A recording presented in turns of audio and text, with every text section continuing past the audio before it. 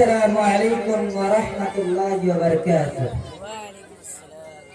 الحمد للہ رب العالمین، والصلاة والسلام على سید المرسلین وعلى آلہ واصحابہ اجمعین، اما بعد۔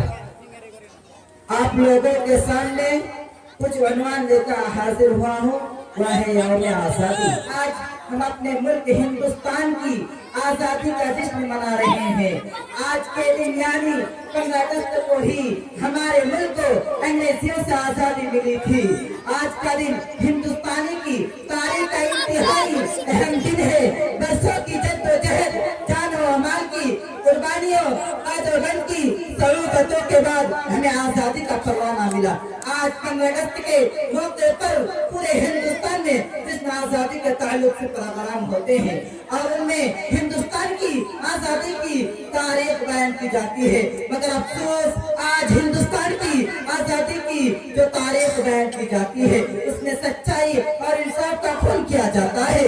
جنگ آزادی کی تحریک کی ذکر کرتے ہوئے آج ہندوستان کی نام و نہاد، خیر و خواہ لوگ بھولوں سے بھی کسی مسلمان کا نام نہیں لیتے۔ سکھ بھائیوں نے قربانیاں دی، اسی طرح ہم مسلمانوں نے بھی اپنے خون سے آزاد ہندوستان کی ہندوستان کی تاریخ لکھی۔ تحریک میں اس طرح ہمارے ہندو بھائیوں نے محنت کی۔ جب تک مولانا جب تک اس کا اشفاق اللہ کا نام نہ لیا جائے، جب تک مولانا محمد علی ظہر رحمۃ اللہ کا تذکرہ نہ کیا جائے، جب تک ٹیپو سلطان جیسے جوان مرد کو مجاہد کا ذکر نہ ہو۔ یہیں سے اپنے عنوان کو ختم کرنا چاہ رہا ہوں۔ السلام علیکم ورحمۃ اللہ وبرکاتہ۔